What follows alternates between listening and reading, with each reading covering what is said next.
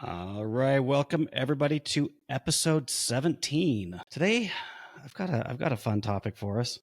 I like to say, if you do get breached, you can never get unhacked. That's where the title comes from. But what if you do get hacked? That's what we're going to break down today. And we've got for anybody watching live or video later, you'll see I almost had an unfriendly face, an unfamiliar face. Brender's very friendly. Good buddy of mine. We've known each other for years and years, but today is Brender's debut on Unhacked. Brender, say hi. Hey guys, thanks for having me on your podcast. Do you expect you'll be back again next week or in future weeks, or is this just a one-time privilege? No, I think I'll jump in. Probably not every single podcast, but I will be a recurring guest. How about that? All right, I'll take that. I like that. Depending on how much we abuse them today. That's true. Yeah, I'll ask you again when we're done here. Exactly. Yeah. All right, Brender, just take 30 seconds and tell us who you are, what company you're with, where you do business, and anything interesting about yourself you want the audience to know. Sure, yeah. So name is Bryan Lachapelle, based out of Lower Mainland in British Columbia here. If anybody knows Vancouver, so just outside of Vancouver, British Columbia. We're Red Rhino. We are an IT service provider, much like others on this podcast. So we've been doing IT since 2010, and I've been doing it a little bit longer than that.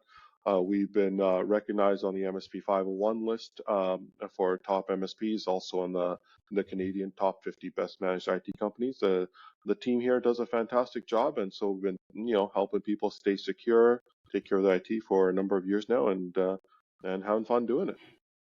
All right, sounds good. Mario, you want to go next? Sure. Mario Zaki, owner of Mastec IT.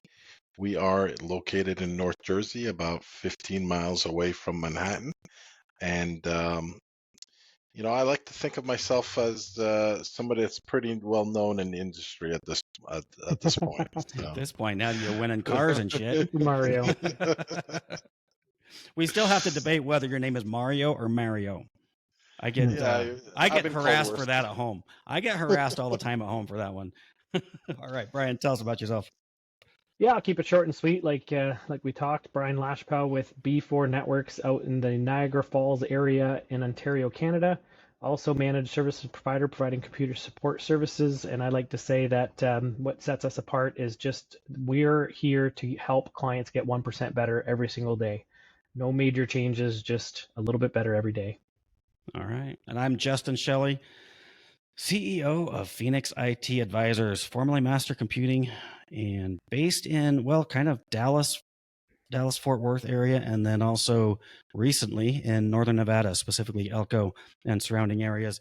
And coming soon, we'll be planning on taking over the world, just like Pinky and the Brain. So, God, I hope nobody knows that reference, because that puts us in a weird club, a really weird club. Love it. All right, so guys, here's the thing. What kind of kicked off today's episode in my brain is when I'm out prospecting, meeting with new prospective clients. I guess they're not prospective clients when they give me this line, but one of the things I hear frequently is, no, thanks, we're covered, when I'm talking about cybersecurity. Now, I can tell you from personal experience, that's not always true, but good for them for thinking that. And, sometimes maybe it is. But my question is, how do you know, as a business owner, so I'm just putting myself in their shoes, and like if I go to the doctor and I get a physical and the doctor says you're good, I want to be able to believe that. Okay. As a business owner, when our IT company tells us we're covered, how do we know? Because what certifications, credentials, legal processes do we have to jump through to be cybersecurity experts? Anybody? Bryan? Oh, yes. Oh, I love this question because it's one of my favorite things to talk about. None of the above, Justin. Right. There is absolutely zero requirements, legal or otherwise, for anybody to start my apologies. Usually you have to have a permit to operate in the city and or province or state that you work in, and that's it. That business license here in the States. Yeah, right. Right, just a business license, and anybody can say, I'm an IT security expert, and I can help you secure your business against Russian criminals, cyber criminals who are coming out to destroy your business.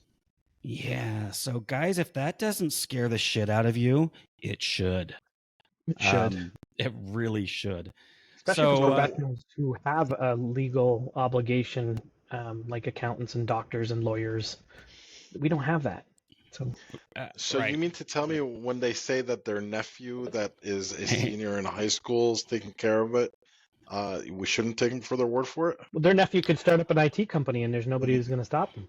Well, yeah, Yeah. because that's what I was going to say. Like, it doesn't even have to be a nephew. It can be a company, you know, with 20, 30 employees, and they can be claiming all day long that they're doing stuff. But when you look under the hood, are they? And Right. that's okay. So this is one of the things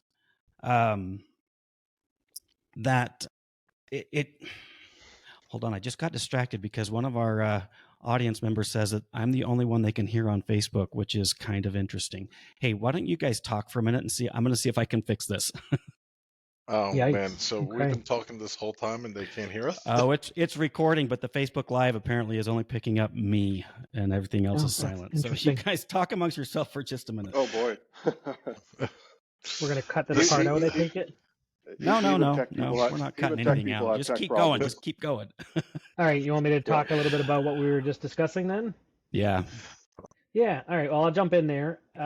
So one of the key things, at least you were asking the question, how do we know if the IT company we're working with really has you covered? And my answer to that is you should always have someone verifying that isn't the IT company you're working with, whether they employ a third party like almost everybody in this call. I know Mario and Justin have Galactic Scans as a partner who will audit our clients and essentially give a report that we can't modify directly to our client base. And if you don't have that in place where somebody else is watching over what you're doing as a secondary vulnerability scan or a penetration test, then maybe you can hire somebody like us who will come in as a secondary IT provider to do that vulnerability scan or that assessment and provide you with an unbiased report on what it looks like. So Yeah, and like even like what Justin said before, you know, you go to a doctor and he's telling you, okay, you're good. How many times have we or anybody have gone to another doctor for a second opinion? You know, if you're that worried, if there's concerns or there's something that you may want to double check, you want a second opinion. You know, what is it going to hurt? yeah. You know, Or ask for a report, right? You get blood work done, show me my report. I want to see it. Yeah. When we go to discovery meetings for new prospective clients, it used to be really high, but now I would say it's down to about 30%, which is still a high number of backups that are allegedly working, but there's something wrong, either a misconfiguration or it hasn't been working in a few days or a few months. And, Right. and the owner thinks my IT company's taking care of it, and it isn't the case. And that is the scariest, because when something happens, how do you recover? And you don't know when something's going to happen. Nobody gives you a heads up. Yeah, there's absolutely zero times where we've done an assessment for a client or a prospect where I've went in afterward and said, "You guys are perfect." There's always something that we find, right? And that's not to say anything to scare. Like even the best IT companies will have some blind spots, and that's why having somebody, check your back, allows us to be able to have that comfort of knowing like, hey, we've done everything we can, but there's these other areas that we got to focus on now as well because somebody else found these. Yeah, and we've actually also have done the same thing and have said, hey, you know, are you aware that you don't have this in place? And there's times where they've gone back to the IT company or they'll tell us like, oh yeah, we talked to the IT company, they did offer that to us, but we never did anything about it, or it was just never done, or you know, we didn't approve it, but now that you're telling us we probably should, now both of you are saying we should. And then it kind of helps them like, all right, you know, maybe we should do cyber training. Maybe we should back up all the workstations or whatever it is, you know, that we're discussing. All right, I'm going to jump back in here now that I hope I fixed it. I think I did. I built a whole damn checklist too to prepare this thing. And then there's still one thing that I've got to add to the checklist that I missed. Anyways. So how do you know? And I mean, you guys, from what I've heard, confirmation that we're live on Facebook, all four of us, not just me now. Right, cool. So it's kind of what we say every week, right? Do the assessment and get the roadmap, fill the gaps, and then that gets you to 97% It's kind of an arbitrary number, but it's one that I've heard and I agree with. But you've still got that gap. What comes in that gap is the incident response plan and a good insurance policy, right? So that's how I say we get to 100%. So now let's say we've done all that. All right, we've done the assessment, we've taken the roadmap, we've diligently gone through it, we've fixed everything, we've bridged the gap completely, and then bam, you know, we still get taken out, because it does happen, guys. We were at the Omni a few weeks ago. I don't know how long has it been, a little over about a month ago, right? And I don't know. I wish I knew more about their process, but things seemed to go pretty smooth a couple of days later when we were there, post breach, right? A couple of days post breach. And then we've got Brenda, and the reason you're joining us today is because you've got a neighbor, you've got a pharmacy up there who was kind of in a little bit of hot water, right? You want to tell us what happened?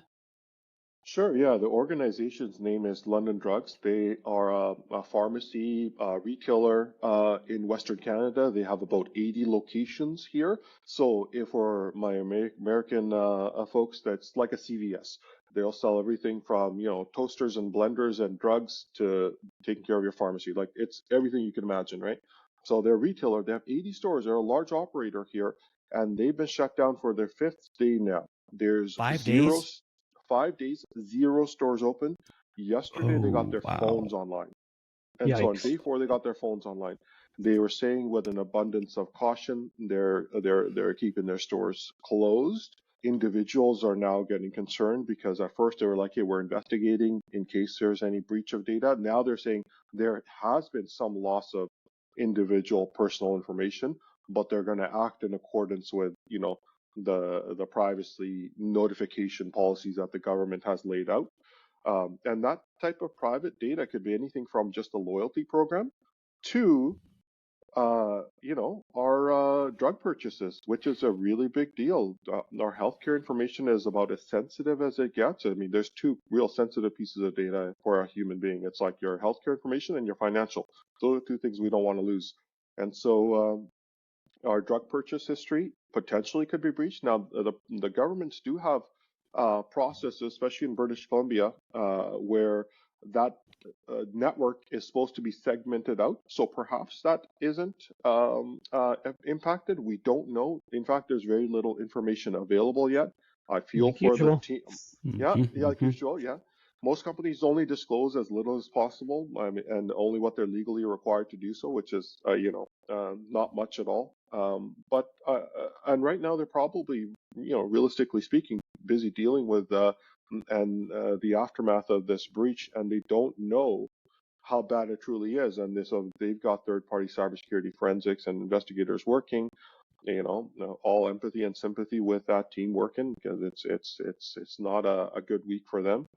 But as other business owners look at a large organization like London Drugs being impacted, and now we're talking about how do you know you're secure? How do you know your incident response plan is what you want it to be, right? So we were witnessed the Omni incident personally when we were there, and now we're here and we're seeing 5 days of store being shut down. Is that expected? So far. So far, and it's still ongoing. Is it going to be another 5 days, 10 days? We don't know, right? Or will it be end of game, end of life, right? Yeah, you never know. And so this is millions of dollars in losses at the very least. Best case scenario. Best case scenario. But I suspect this is not their actual incident response plan. This is not what they did prepared for. This is not what they did fire drills for. If they had one. If they had one at all. And I think that's where we're going to shift the conversation soon, is in the incident response plan. To close 80 stores for a minimum of 5 days, and you know that it can't be part of any response plan. Like, who put that together? Why did they close the stores again? Out of an abundance of caution is what they said. If I hear that phrase one more fucking time, I swear to God, I'm going to punch kittens. Now, legal disclaimer, I don't actually punch kittens, but I swear every time somebody gets hit, it's always out of an abundance of caution. We've gone out of business. Like, don't say that. It's always funny where abundance of caution should show up first in the protection mechanisms and the testing mechanisms. Yes. Ooh. After the fact, it's not abundance of caution. No, it's hey guys, we're screwed. but Yeah. we don't want to tell you that. And how many times do we see that with organizations? Some, rightfully spend the money in the budget on the right cybersecurity protections, which sometimes isn't even that much money.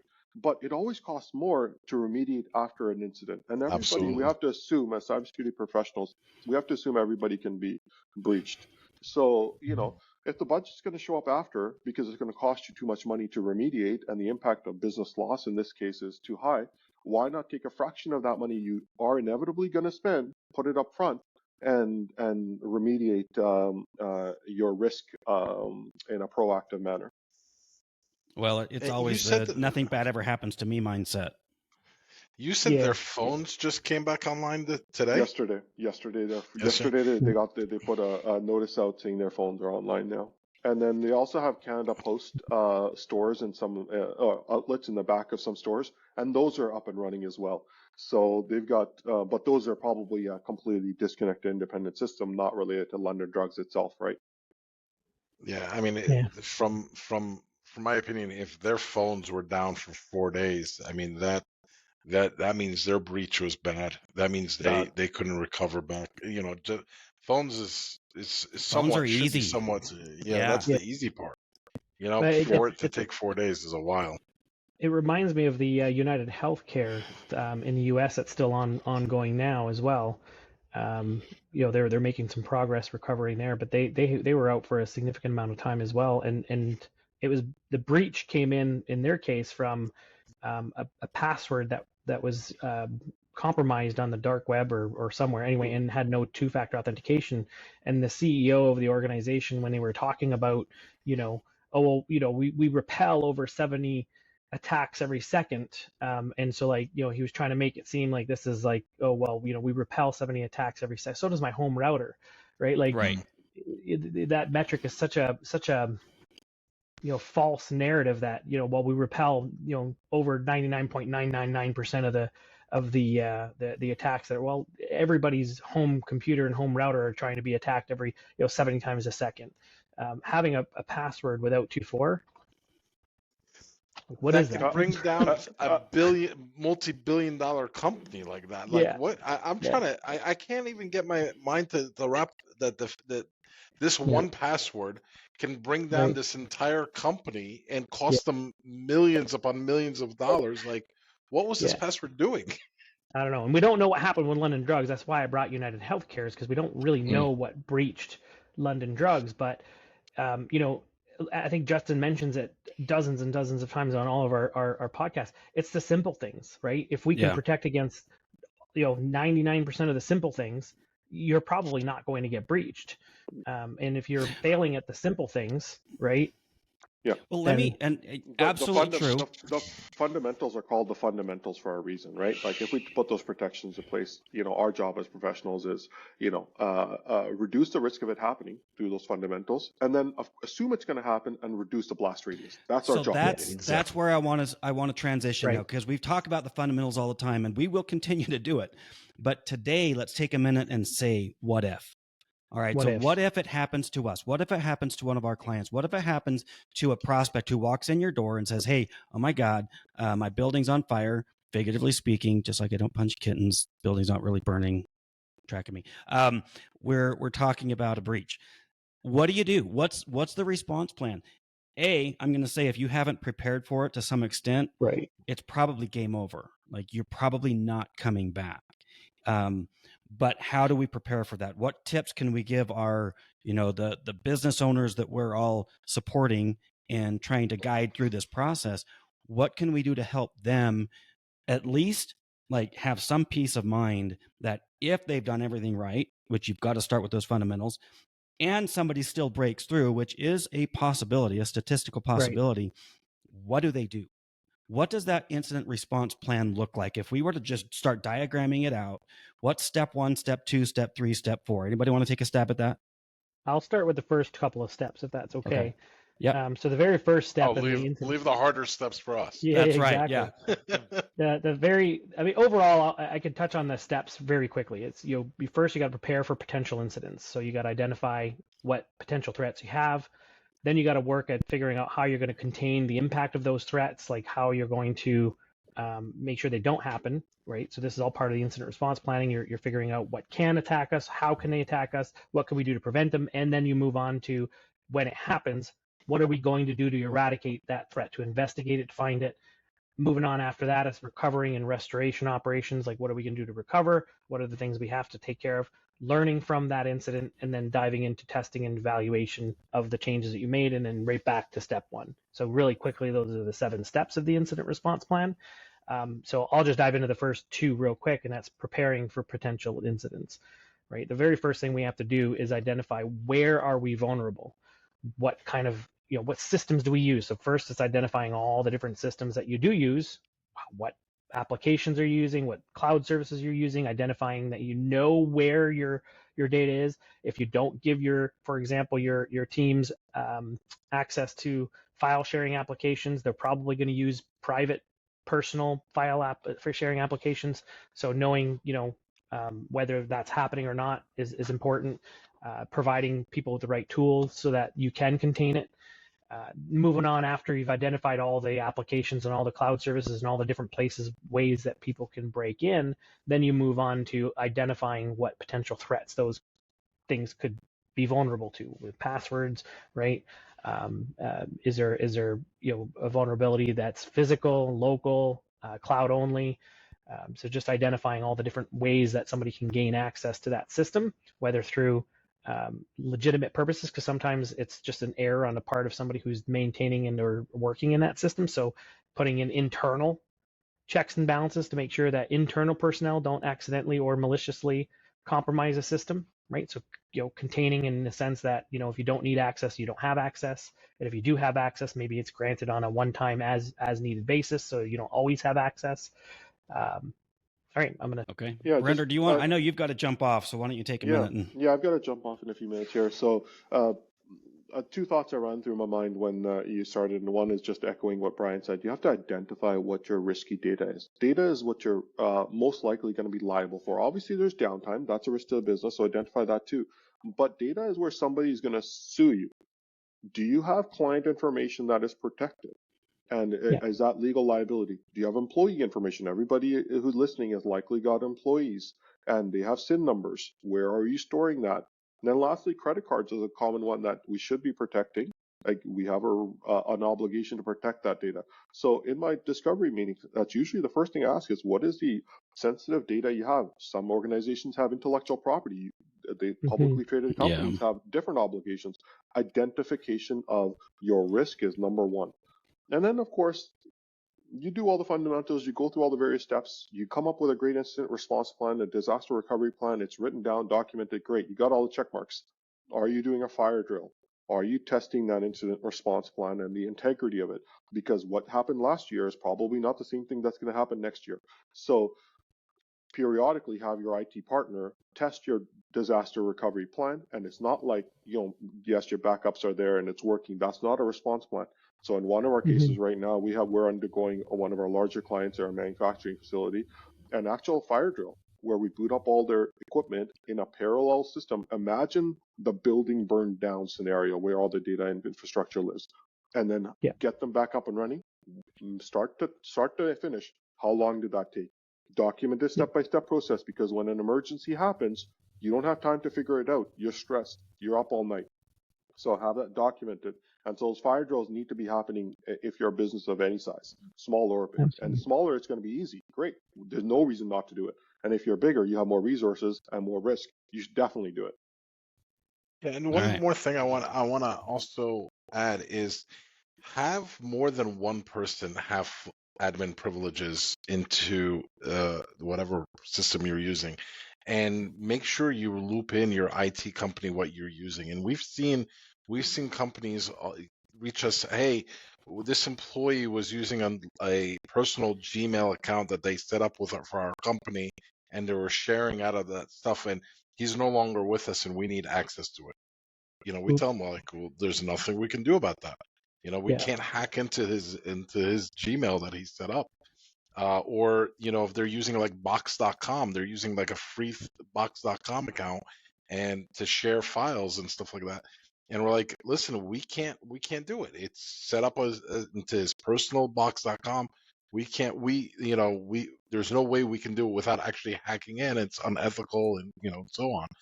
But, also loop in the IT people so that they know what you're using, what your risks are if there is a risk in there, and have like a plan B. If this person, God forbid, it gets hit by a bus, can somebody else access it? Okay. And that's it.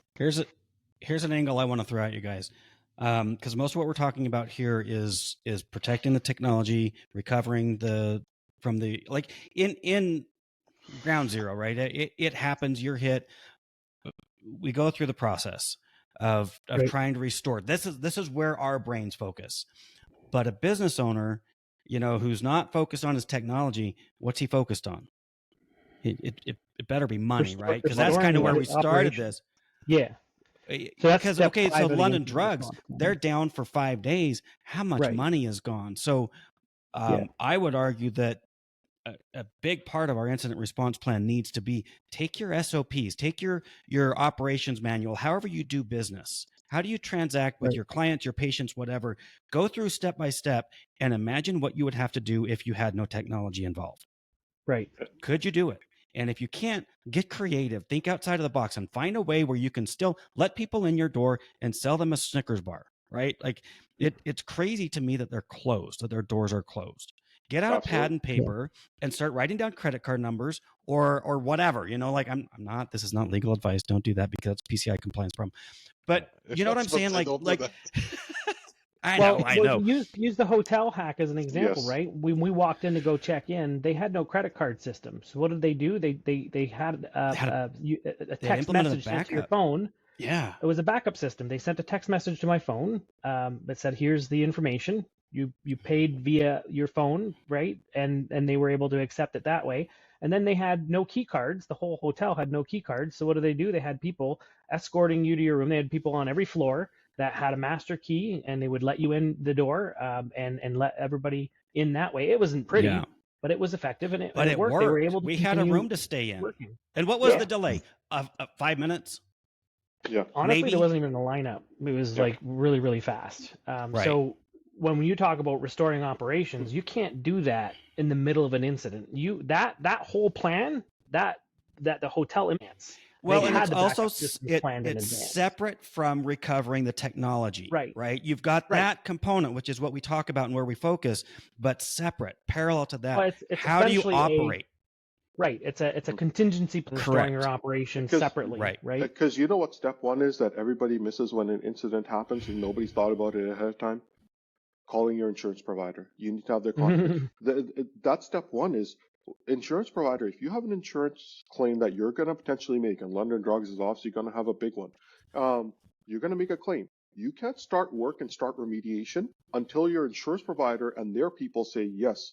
Like that's Call your insurance provider, call your attorney, call your PR person who's going to say, please start your headline with, out of an abundance of caution, we're going to close all of our stores indefinitely.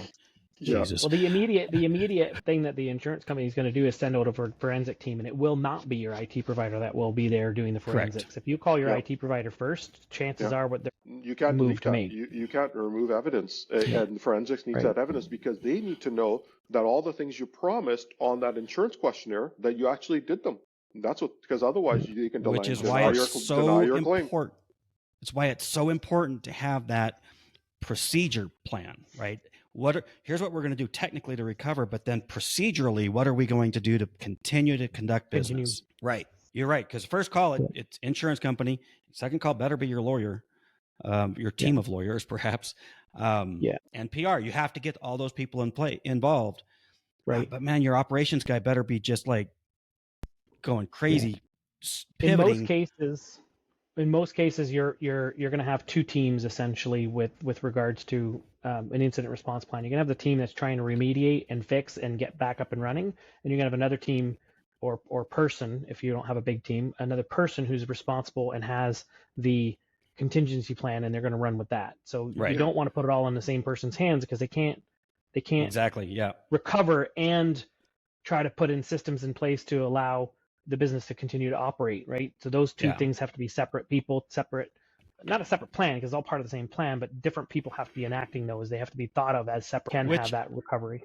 That is a key part of every incident response plan, is who is your main point of contact for the specific things that you're dealing with, right? Whether it's legal, PR, like all those things we talked about, your IT team, and then, your operations manager needs to be having, running with the, how do we keep that money flowing? Because you're going to need it with it. Yeah. You eventually do that. I've got to jump off here. Thank you for inviting me. This is a lot of fun. I'll definitely see you again. Okay, Brenda, shoot me all your contact information that you want, and I will publish that on unhacked.live. Anybody listening that wants to do business with Brenda, jump on the website, and you'll be able to schedule an appointment with him. Sounds good. Right. Yeah, you can. Brenda, thank you for being here. Sounds good. Thanks, guys. Take care. All right. Thanks, Brenda. Take care. All right, Mario. So I mean, it is an interesting conversation though, because if you're bringing in your insurance, you're bringing in your lawyers, your PR, and stuff like that. What about if your IT guy or your IT company is able to recover you seamlessly within a few minutes?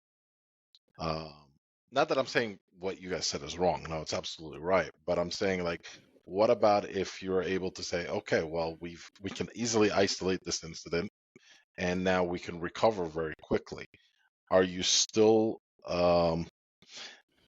I'm just trying to figure out what's the order. Do you call your IT people first, but tell them, like, this is what happened? If you think it, like, do we need to bring in the insurance? Do we need to go that, I'm just playing devil's advocate here. I mean, I wish we had, we've got another potential co-host who could speak to that, right? One of our colleagues is going through or recently went through an incident, and that was a question. I know that's, at first they were not going to involve insurance, and then they decided they were, and so it got a little bit sticky because they had already started remediating, because that was the point. We can get you back up and running quickly, which they did, but now you've stepped on evidence. So me as an IT guy, when I'm consulting with a client, if this were to happen, I'm calling the insurance company before I touch anything. That's me, because I don't want to come back at me later and saying, hey, you went and screwed things up. Now our claim's denied. Yeah. Even if I can get it back up in 5 minutes, I'm still going to call the insurance company first. Yeah, but if you're able to bring them up back in 5 minutes, then there is no claim, really. Well, we don't know how long that the attackers were in the network. What was exfiltrated, right? Because now you've got, you just don't know how it's going to pan out. Getting the technology back up and running is one of the key things that we have to do. But, like, I think it was Brian that said, you've got to have different people in charge of everything.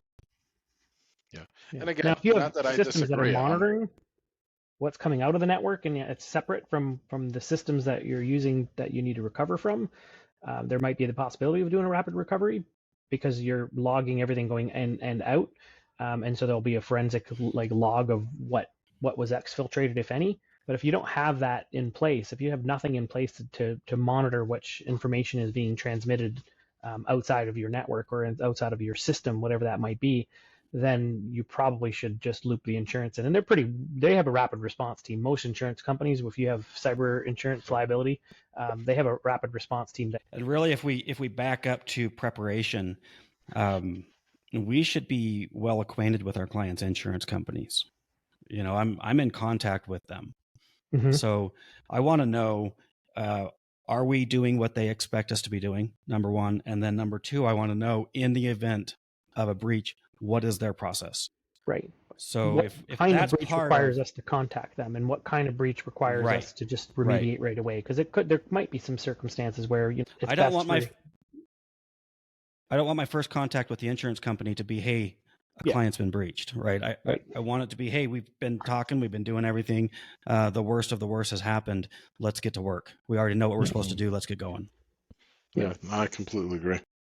So, all right, guys, I think unless you have any final thoughts, I think that's a good place to wrap this up.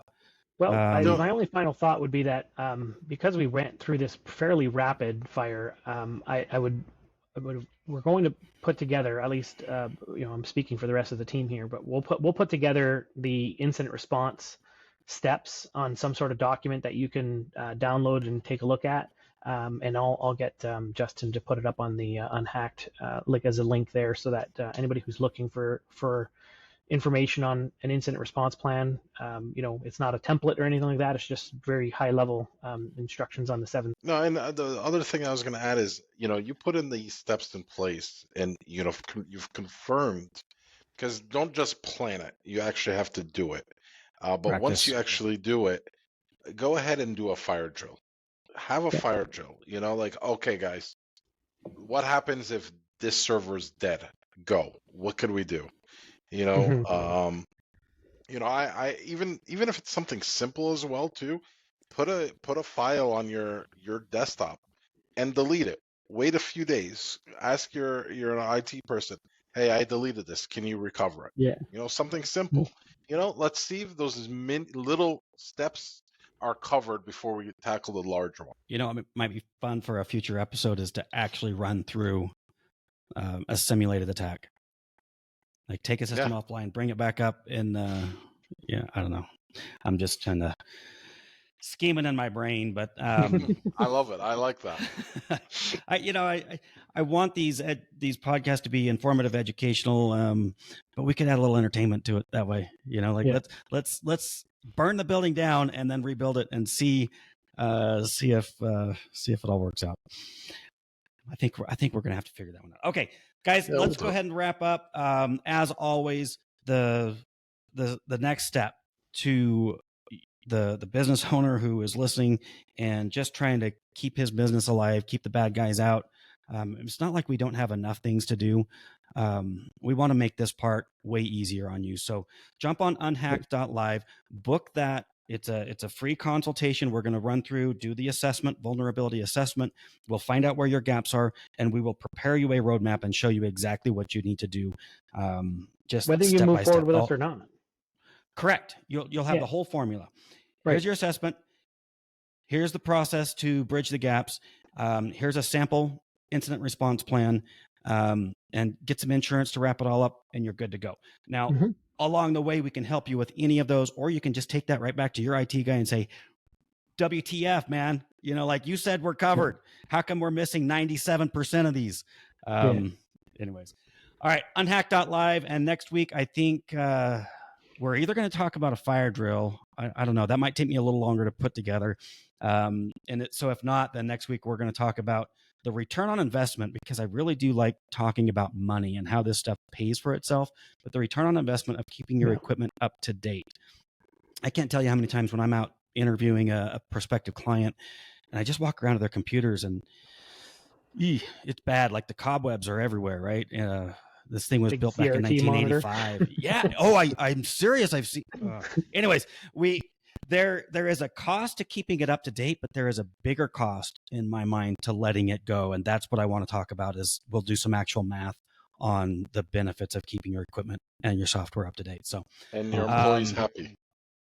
I mean, listen, our biggest expense is payroll. Let's leverage that instead of like making them all want to punch monitors. Punch their fist. I almost said punch kittens again, but my attorney's already contacted me while we were live and said, don't ever say that again, Justin. So don't really punch kittens. All right, guys, we will see you next week. Thanks for joining us. Take care. Take care, guys.